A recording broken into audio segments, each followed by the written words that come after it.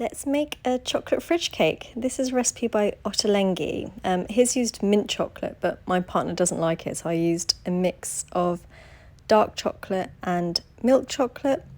So I'm adding that to a bowl and then adding some unsalted butter and then some golden syrup. I have the squeezy one, which is a bit easier than getting out of a tin. I mean, a bit, not massively. And then a little pinch of salt.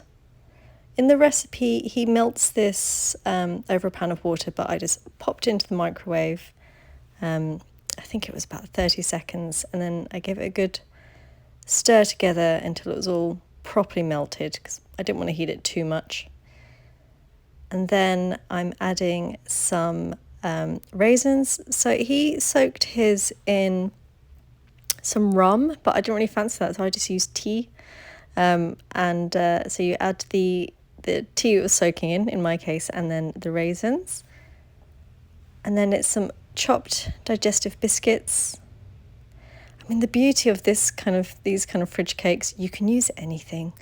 And then I'm using pistachios and I'm using pecans. Again, it wasn't in the recipe, but it's one of those things you can add any biscuits. You could probably use some meringue, any kind of nuts, fruit, seeds. It's just delicious. It's so good.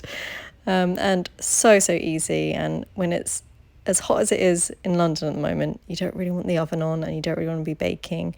And it's very satisfying. The only thing is that you have to wait for it to cool down. So just giving everything a good mix together. I made a third of the amount and I'm using a 15 centimetre tin. I think in the actual recipe he uses a proper like baking tray or glass dish, but I don't have a small one of those, so I just used a cake tin, which was perfectly fine. And then you give that a good kind of pat down and a good smooth, kind of try and get it as even as possible, because you want nice proper bites, don't you? And then sprinkling on like some pistachios on the top, just so it looks a little bit nicer,